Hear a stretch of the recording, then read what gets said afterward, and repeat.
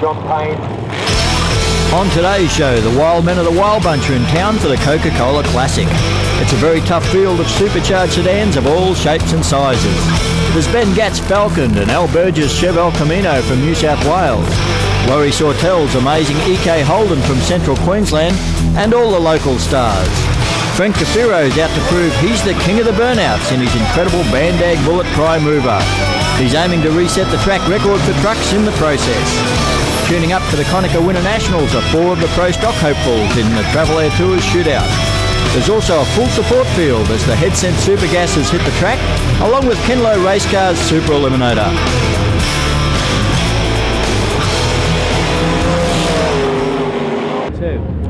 Drag Racing 97, coming to you from Willowbank Raceway in Ipswich once again. Today's event is the Coca-Cola Wild Bunch Classic. And Nathan Prendergast, whenever the Wild Bunch comes to Willowbank, it certainly is wild. You're not wrong there, Rob. We've got cars from all over the country here today, 190 mile an hour performances, half-track burnouts. We're in for a great show. There's no doubt about that. Paul Kasos is down with the defending Wild Bunch champion, Tom Coonan. The winner of the May Wild Bunch meeting last year was Tom Coonan. Tom, can you do it again tonight? We're hoping so. There's a lot of stiff competition out there with the guys that have come up from down south that we don't normally get to race against, and our own guys who have been running the top comp bracket. It's going to be very tough, but hopefully we can. Thanks, Paul. Now for a totally different look at drag racing, let's across to Tanya Campbell. Well, they tell me that the only way to experience drag racing is from the inside. So I'm about to go on the ride of my life with Frank Gafiro in the Bandag Bullet. Now this truck, weighing 8 tonne, is a Kenworth T400. It's fitted with 2 V8 diesel engines, 2 superchargers and 4 turbos. It can produce 2,200 horsepower at just 3,000 RPM, and that can be further boosted by the use of injected nitrous. Well, all that's left for me to do now is strap myself in and hang on. Tanya's been looking forward to this one. Frank Gafiro with the Bandag Bullet, about to take her on the ride of her life, and we'll be riding along with her. Nathan Prendergast, you've watched this truck over many years. It just keeps getting quicker and quicker. Yes, it's been through quite an evolution in around the 10 years I've been watching this thing run. Big burnouts, though, have always been on the cards for Frank Gafiro, and Tanya's really going to enjoy this one. Twin V8 diesel engines, 2 superchargers, 4 turbochargers, and you really do hear those turbos working. Well, they're big enough, Rob. You're not going to miss them, that's for sure. Let's see how Tanya goes her first assignment on wheels. The passenger side of the Bandag Bullet, and he really does start to shift it up. The engine only revs to 3,000 RPM, but in a truck, it makes a hell of a lot of horsepower. Up around the 2,000 horsepower mark, Tanya Campbell, a 13.5 from an 8-tonne truck, 170 kilometres an hour. I can tell you that's a pretty rough and exciting ride. Well, we'll find out what she thought about it in a moment, but Frank Gafiro always puts on a heck of a show in the Bandag Bullet, and I think from the inside it'll be even more exciting. Yes, of course, this is also during the day, and of an evening we're going to see some added little bonuses coming from the rear of the truck. Well, let's find out what Tanya thought of a wild ride. What's it like? Well, to say that it's awesome would be an understatement. I think the only bad part about this whole ride is going to happen to be getting out of the truck at the end of it. Maybe I can talk him into another one later on. Coming up next, all the action from the Coca-Cola Wild Bunch, round 1.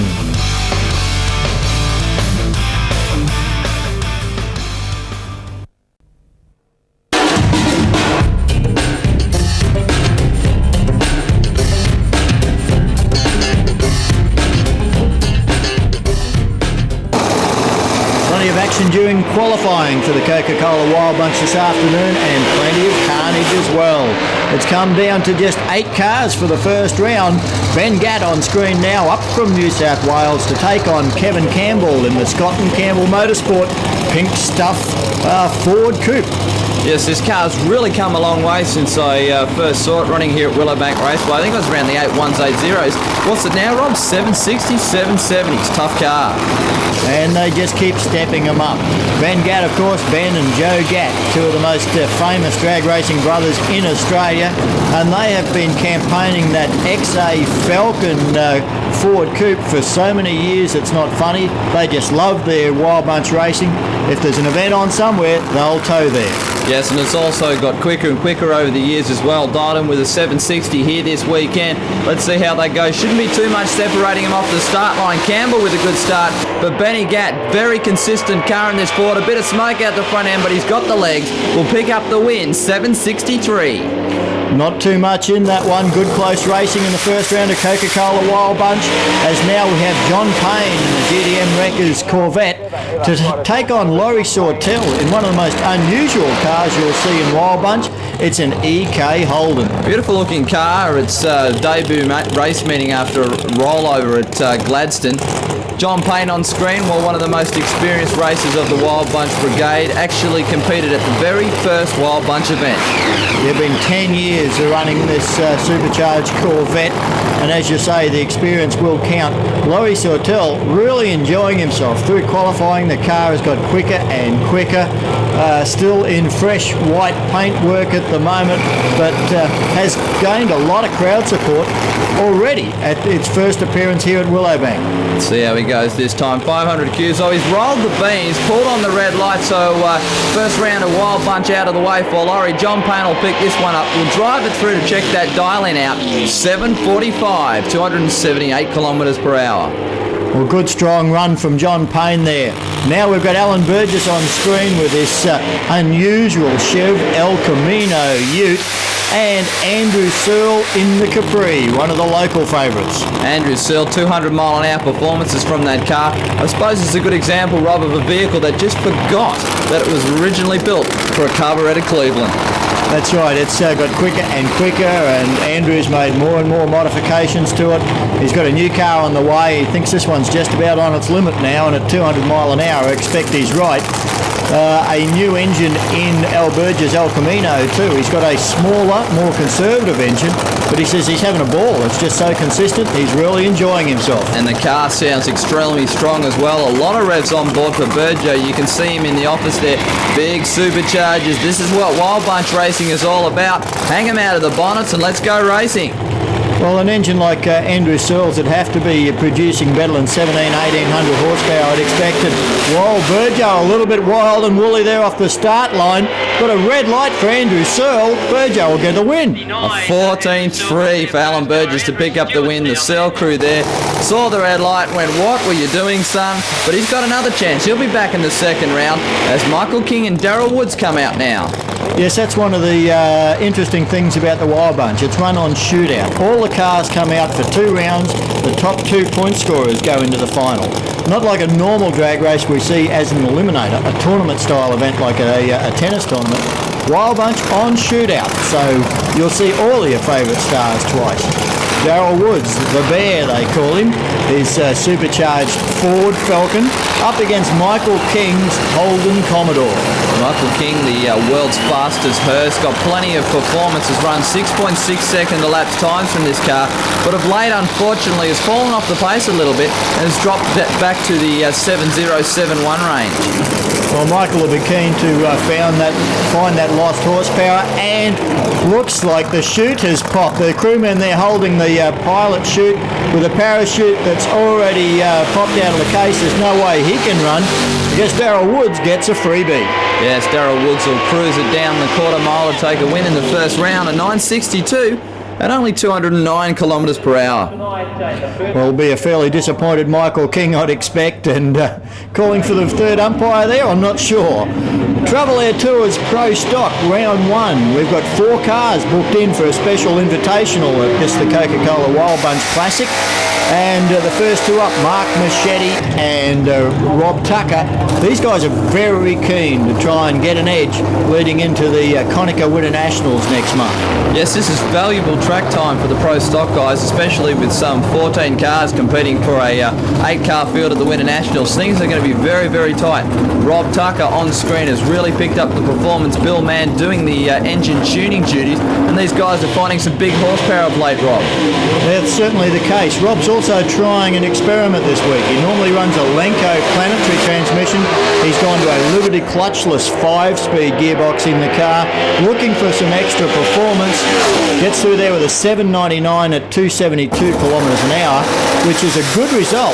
It was a little bit lazy off the start line with a 1.18 to the odometer 60-foot times. Well, Kim Petterwood, unfortunately, a little bit late to the racetrack, so Tony Wedlock, who is on screen now, will get the solo pass.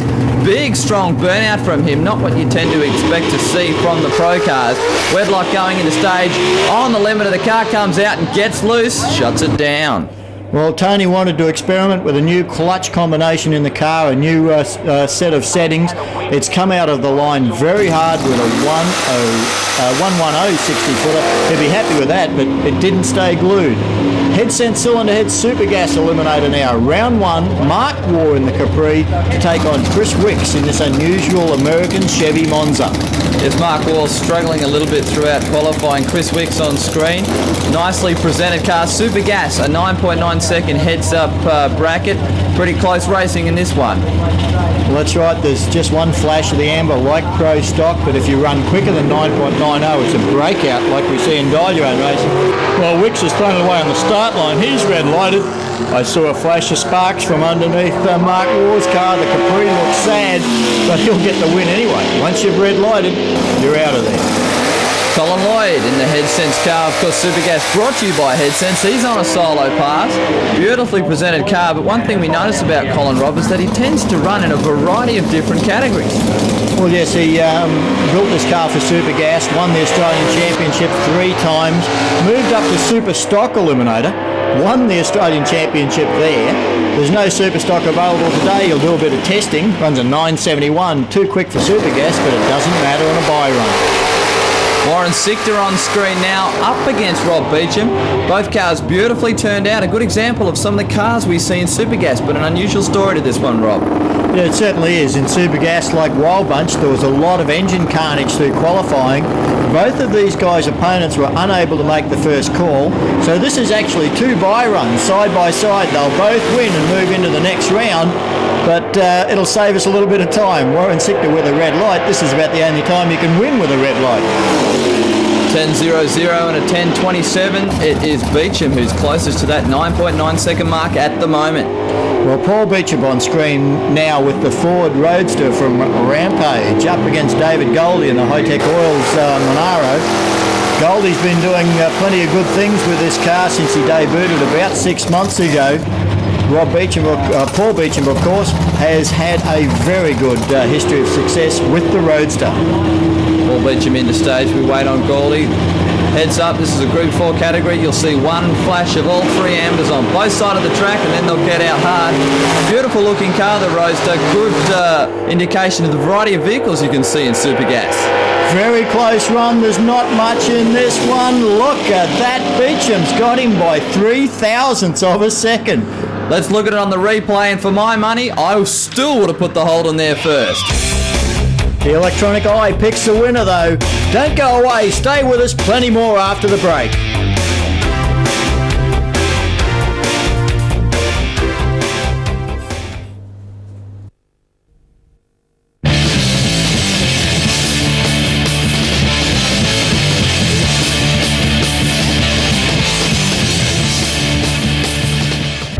A day at Willowbank Raceway can be as diverse as the cars that thunder down the quarter mile, and for the family budget it represents great value for money, and it all starts right here on the Spectators Mound.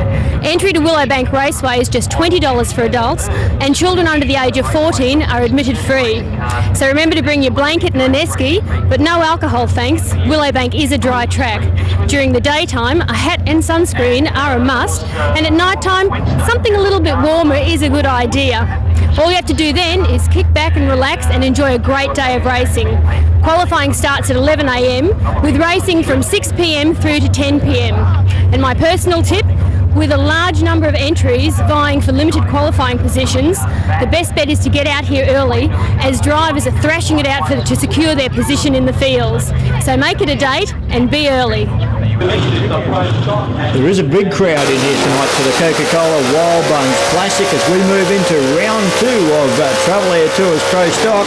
Mark Marchetti really smoking up the tyres, and this time, Nathan, it's Tony Wedlock that hasn't been able to make the call. Mark Marchetti will go on his own.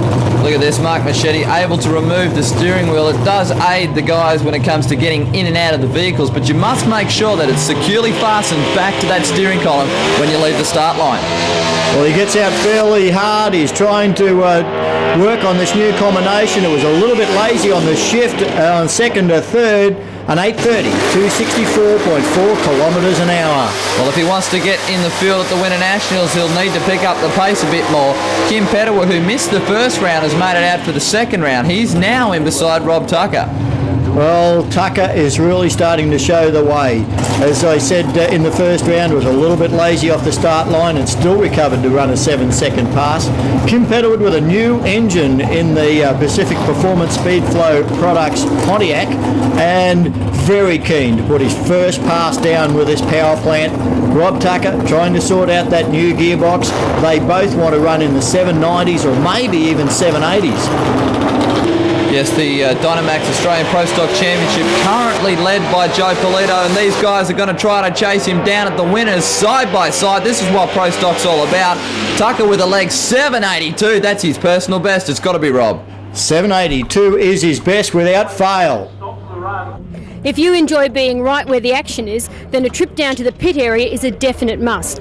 Admission is $6, and once you're here you can track down your favourite racer for an autograph or a chat, or maybe watching the teams thrash between rounds is more your style. Now, pit admission also allows you access to great grandstand viewing of all the on-track action. The drag racing pits are an open area and spectators are welcomed by all team. So why don't you come down here and take a closer look. Yes, the pit's always a very popular place to visit with the spectators. They get close to the races, they get their autographs, but most of all they get to soak up the atmosphere of what championship drag racing is all about. Well, speaking of champions, Frank Gaffiro in the Bandag Bullet. The last time he raced here at Willowbank was 10 years ago. He is very keen to reset the track record for trucks. It's in the 14-second area at the moment. We've already seen him run a solid 13-second pass with a passenger on board. I think we're about to see a new record, Nathan. You're not wrong there, Rob. The air conditions are pretty good, and this truck is a hell of a lot quicker than it used to be 10 years ago. The new adaptation what I was talking about is those flames coming from the four pipes. Beautiful action here at Willowbank. Really puts on a great show to Scafiro. But how about that burnout there before, Rob? Absolutely tortures those big Bandags. Tell you what, I think the cameraman's going to lose his eyebrows if he's not careful. The amount of flame coming out of those turbochargers. He's looking for a 13-second pass, gets off the line. It really does step out quickly. I guess the best comparison is that something like a new HSV Commodore will run, what, 15 seconds? Absolutely would drill a HSV Commodore. 13:41, 165 kilometres an hour. He's got that new track record. Fantastic performance there from Frank Gaffiro. Now we're into head sense cylinder heads and racing engines. Super Gas Eliminator round 2. And I think Warren Sichter's been a little bit inspired by Frank's burnouts there. Pretty good burnout from Sichter, although I'd say he'd have to do something pretty special to beat Gaffiro. Oh yeah, Frank Gaffiro, the burnout king, that's for sure. Well, Colin Lloyd in the head sense cylinder heads Commodore, he's to take on Warren Sichter. Lloyd's problem is he's been running too quick with 970s, etc. Can he keep it all glued down and under 9.9? Bit loose in the half track, gets close to the centre line again. He's disqualified. Sichter will get the win anyway, a 1060 at 158 mile an hour, but well, Colin Lloyd, plenty of traction problems for him on that run. Gave it his best, tried to pedal it, but too loose. Rob Beecham on a solo pass. We can see him inside the cockpit there. Looked like an electric shifter there, Rob, shifting up the gears in the burnout. Well, yeah, all the whiz-bangs in this car, that's for sure. Was an award-winning show car before it hit the strips. Taking one more step up the ladder in Super Gas Eliminator, a 994, 209.8 kilometres an hour. Brother Paul Beecham now on another solo pass out to move himself up another notch in the Super Gas ranks, puts the car into stage. Beautifully turned out cars from both of the Beecham family. Yeah, they get right behind this headset cylinder head super gas bracket. They're chasing the point score, and this is easy money, easy points for Paul Beecham. 10.29, 173.1 kilometres an hour.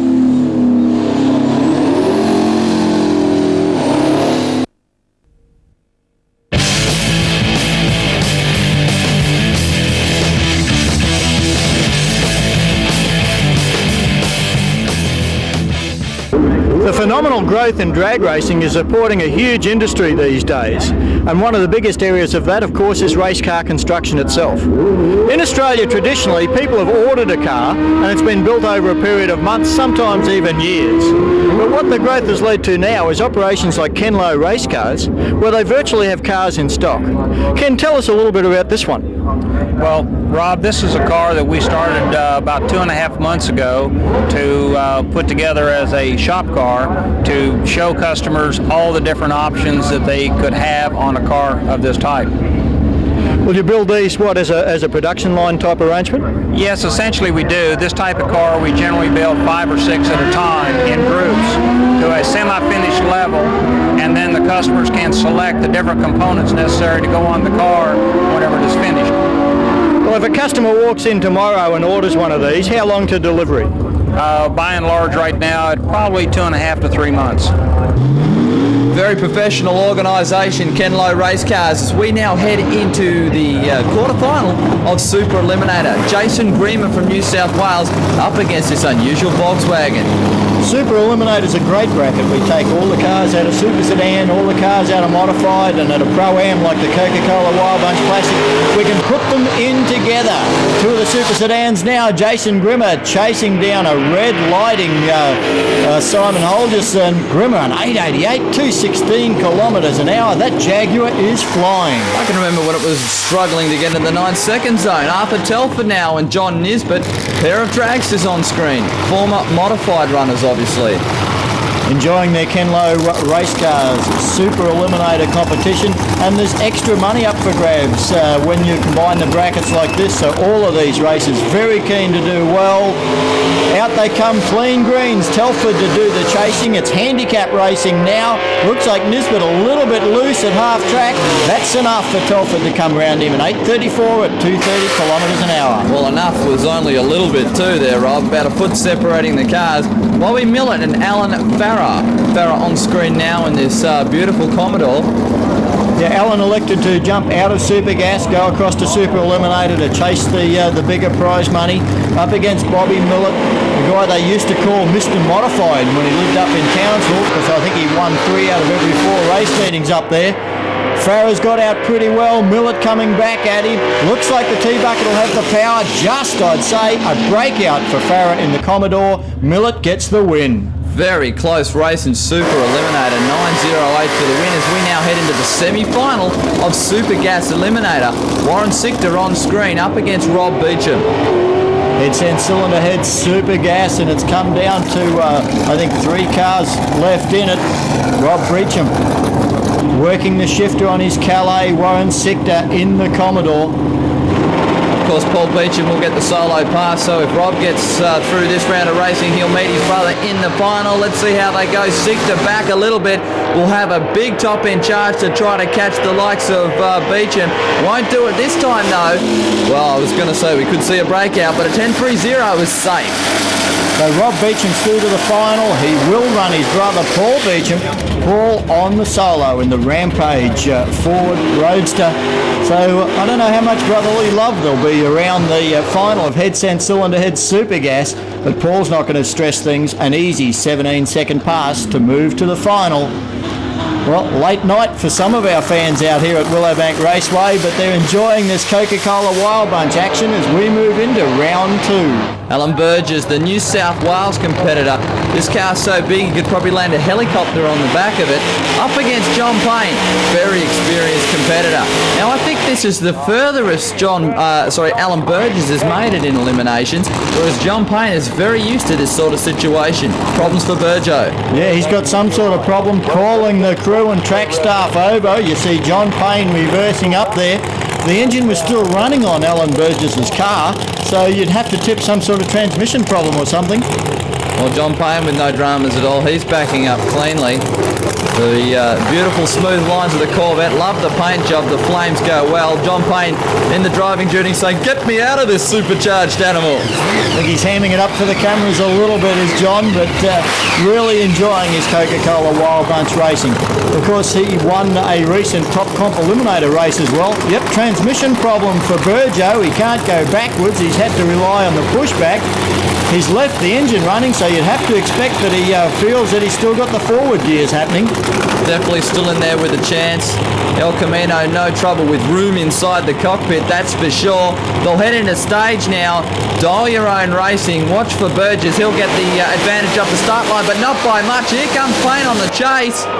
Very, very close race developing. Payne comes round him. Payne breaks out by 1/1000th of a second. Burjo runs a 780 on a 781 on a 780. This is so close. Have a look at this on the replay. Very tight across the top end of the racetrack, and you can see Payne there by a very minor amount, but unfortunately breaking out. Yes, the Coca-Cola Wild Bunch run on the dial your own handicap system. You nominate your own time. If you run quicker than that, it's called a breakout, and you lose.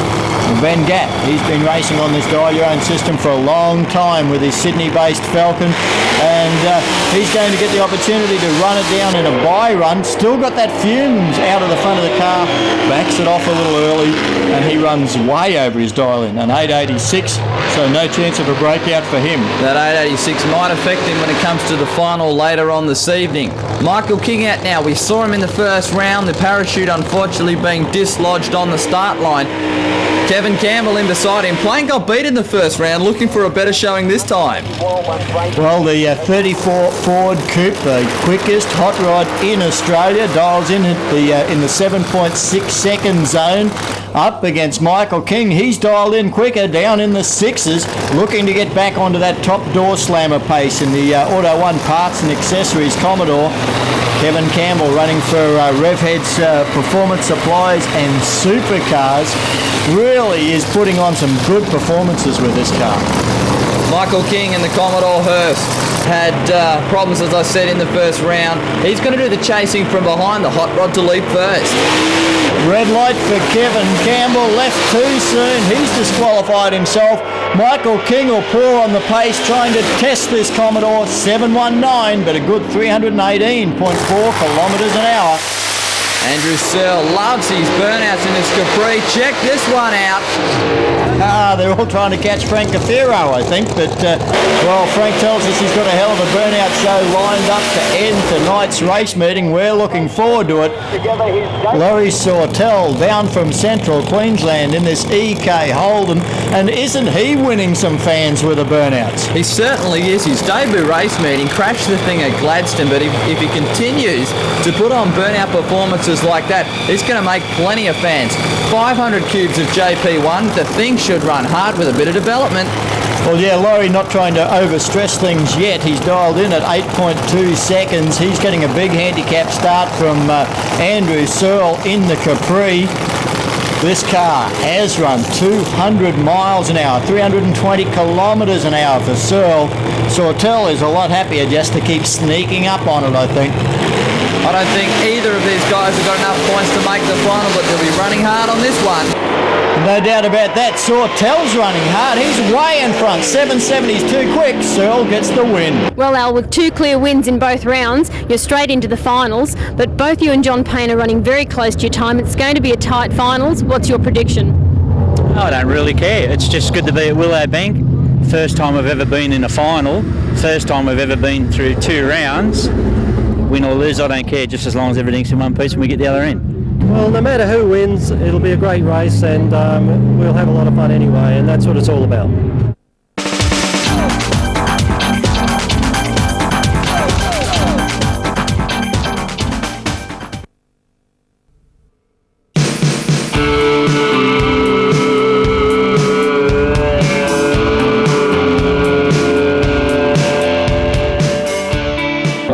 The next event on the drag racing calendar is the big one, the Conica Winter Nationals, the second largest motorsporting event in Queensland. Over 400 entries, 3,000 support crew and 30,000 race fans heading for Willowbank Raceway for 3 days of exciting drag racing action.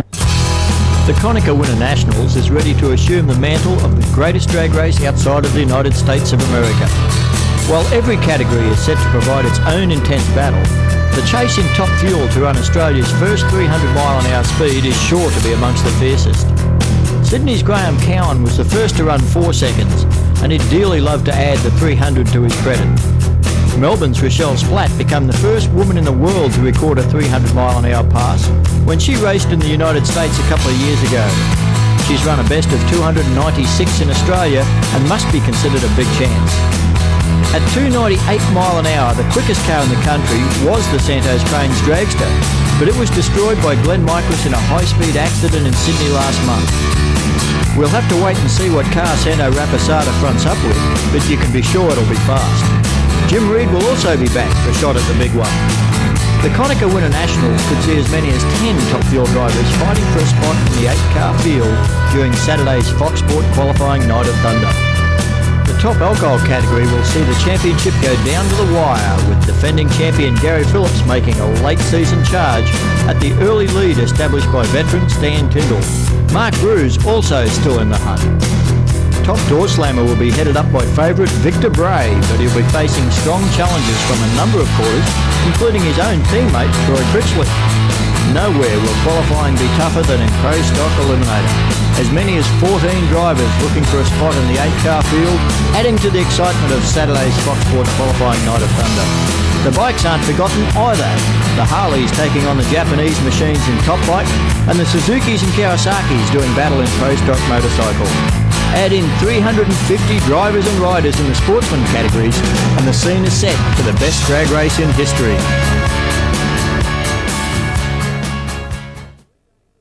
So don't miss it. 3 days of drag racing action, the Queen's Birthday long weekend, the Conica Winter Nationals, the 6th, 7th and 8th of June.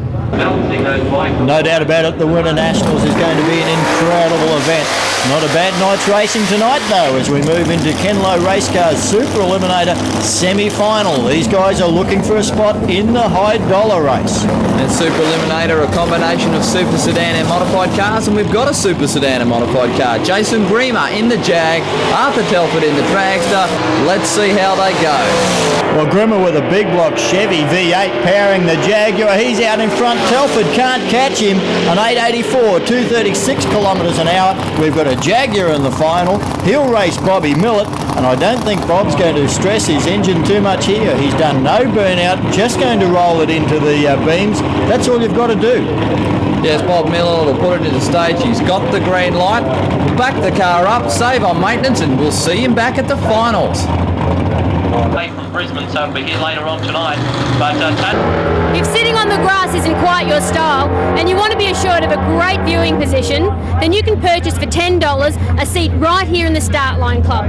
From up here you can smell the fumes and taste the rubber. And if you want to go for a wander through the pits, you can rest easy knowing your seat will still be here when you return. So if Start Line action is your cup of tea, this is definitely the best seat in the house.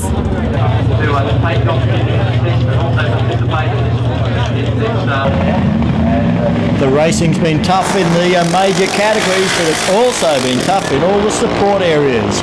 Performance Wholesale, Junior Dragster, the first of the categories down to the finals. And here we'll see Luke Crowley in the near lane, having his last drive of a Junior Dragster. He's about to turn 17 and will no longer be eligible.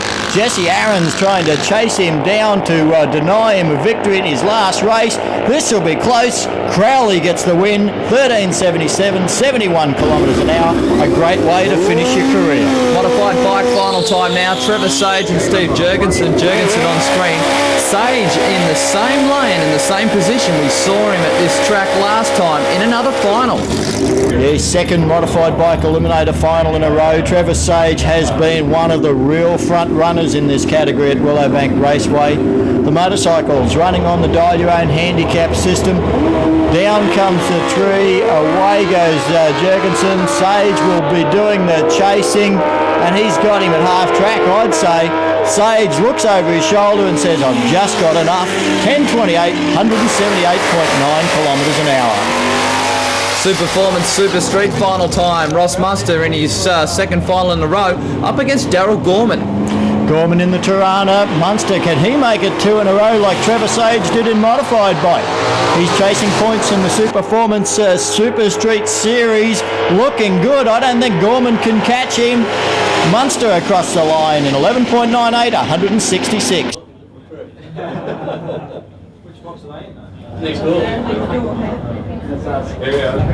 Drag racing enthusiasts come in all shapes and sizes, so if you're more at home in the corporate world, then Willowbank Raceway's corporate suites are tailor-made for you. Situated directly behind the start line, they offer a down-track view that is second to none.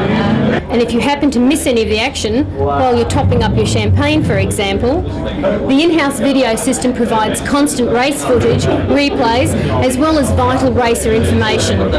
All suites are fully catered with VIP parking and provide an excellent arena for entertaining business associates or staff. On hand at all times, the suite's hostess can provide you with any of your needs or just give you the fundamentals of the sport. Each suite can hold 18 visitors and can be booked on a yearly or daily basis. Well, I must admit I enjoy being a little bit spoiled, and I think I may just have found my seat for the remainder of tonight's event. No such luck, Tanya. I think you've got to head down to the braking area for some interviews. It's finals time with Kenlow Racecars Super Eliminator. Jason Greener and Bobby Millett, this should be a good final. Super Eliminator, well, it's worked for them. We've got a modified car and a super sedan car in the final. And the sedan has to give away the handicap start. Grimmer has got that Jaguar absolutely flying with a big block Chevy on board. Bobby Millett, small block Chev, but a far lighter race car is the T-Bucket. Both cars into stage. It'll be the T-Bucket with a slight advantage off the start line. Look at the big Jag start to wind up now. A top-end charge like you've never seen, but not quite enough. Bobby Millett, 8.98. Yeah, it was very close on the finish line, and it was the end of a pretty tough bracket. Six rounds of racing, and we just thanks a lot to my crew and everyone. The burnout to end all burnouts coming up next on Drag Racing 97.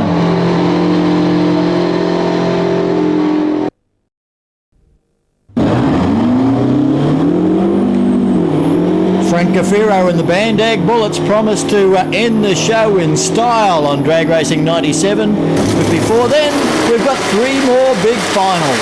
It's Super Gas time for Head Sense Cylinder Heads. Rob Beecham and Paul Beecham head-to-head. Well, Super Gas heads up start, as we say. There's no handicap involved here. And a case of brotherly love, or keep it all in the family. I'm not sure. Paul Beecham in the Roadster, Rob Beecham in the Calais. Both cars heading into stage now. Paul Beecham in the Roadster far off. He's into stage. We wait on Rob now, taking his time to bring the car into stage, that's for sure. Just about to edge it in there, so state. Paul has just left. He hasn't waited for the green, saw a flash of light, decided that's enough. He's headed out of there. He's got to be disqualified. The race will have to be handed over to his brother Rob Beecham. He's waited for the signal and said, yep, that's it. I can cruise on away. What an unusual way to end up head sense cylinder head Super Gas. Well, a lot of head shaking and shoulder shrugging going on the start line. I don't know what they did. It's not how we normally see a final being run and done. Time for Pro Stock now. I think Rob Beecham will enjoy rubbing that one in with his brother. Travelaire Tours Pro Stock final. The top 2 point scorers, Rob Tucker and Mark Marchetti. They're about to do battle. Nothing like the sound of a small block Chev at 9,000 RPM, that's for sure. Rob Tucker, nice strong burnout. The Performance Wholesale Oldsmobile Cutlass really starting to make inroads. 7.82 seconds in the second round. That's his quickest ever, and as quick as just about anybody's run this year in Pro Stock Eliminator. That will really put a smile on his face leading up to the Conica Winter Nationals next month. Mark Marchetti, I guess, got a little bit more work to do. Let's see if he can pick it up on this run. Both cars will head into stage. On the rev limiter, they come out hard. The front wheels dancing. Marchetti had the edge to about the 300-foot mark, but look at the top-end charge from Tucker. Another good 785. He's got to be happy. This is the first meeting we've been running this Liberty transmission. We usually run a Lenko, and just getting used to a baseline on the clutch, you know. Lenko's a lot smoother, and it was really violent on the first couple of runs, but that wasn't too bad, but I think it was slower. Well, Rob, winner of the Travelaire Tours Pro Stock match race, congratulations. Good, thanks very much. I'd just like to thank Performance Wholesale, my wife and all the kids, all the crew, Bill Mann especially. I mean, it's been really hard over the last couple of weeks. We've been working our butts off to get here. Thanks very much. A great family atmosphere here at the Coca-Cola Wild Bunch Classic. They come from everywhere, not only the racers, the spectators as well. The finalists, John Payne from Brisbane, Allan Burgers from Sydney. These two met in the semi-finals and it was a spectacularly close race between the two. John Payne breaking out by 1,000ths of a second and Allan Burgers running 100th over his dial, and this will be a great final. Yeah, they're the top 2 point scorers from the first 2 rounds of racing. That's how they get to meet again. But as you say, it was the race of the bracket so far in the second round between this pairing, and we're looking forward to another great final for Coca-Cola Wild Bunch Classic. Now, we're not sure whether Allan Burgess has got some problems. A short burnout for him. We know that he had no reverse in the semis. He hasn't gone past the start line. He's in the stage. He leads the line pretty hard. The car a little bit stuttery, but look at John Payne. The Corvette charges around. Got to watch that break out. The shoots out earlier. 7.69 for the win. Well, John, it promised to be a close race, and unfortunately for Allan, he had some problems down there in the start line, which gave you a rather easy win. Yes, well, I had a feeling that he had trouble, but of course if I had broken out, I would have handed him the win. So I had to run pretty hard and then just stay within my time, and I think I must have achieved that. You certainly did. It was a 7.69 on a 7.4, I believe, so you were well within your time, but a win is a win. That's right, and the money's nice to have, and naturally I hope my sponsors appreciate it. Well, Frank DeFiro with the Bandag Bullet said he was going to end the show in style. We'll find out what he had in mind in a moment, but this is just an awesome machine, Nathan. Really is. 8 tons of fire-breathing fury. Look at the burnout show he puts on. The Bandag's taken absolute torturing effort from this truck, but he has never thrown one. Well, I mean, retread tyres, he runs 170 kilometres an hour, and he doesn't mind to torture them a little bit as well. Just a small burnout to start things off, but down in front of the main part of the crowd now, and I think he's going to get a bit serious. Throws the truck round for the first of his donut series, and I'll tell you what, it's a big effort to get a truck of this length round in circles here at Willowbank. The track is not really that wide. Well, he's in there somewhere, we know that. The crowd are absolutely lapping this up. No wonder they call him the Burnout King. Well, Victor Bray's got a bit of a challenge. I'd like to see Frank Cafiro and Victor Bray go head-to-head. That'd be something to see. The only way we know he's in there is by the flames. Look at the big crowd. They are cheering. They love this. Well, you can keep in touch with all the activities at Willowbank Raceway on the internet. The address there for you on screen. Don't forget, the Conica Winter Nationals coming up on the Queen's birthday weekend in June. If you can't make it to the track, you'll be able to follow all the results right across the weekend on the net. Cafiro's in there somewhere. The only way we can tell is by those flash of orange flame. That happens every time he gets on and off the throttle. We can hear the horn. He's in there somewhere. Look at the plume of smoke close to the wall. We'll whip it round one more time. Frank got really close that time round. Oh, just touches the wall. What a show from Frank Cafiro, really boiling those tyres. We'll let him take us out of this episode of Drag Racing 97.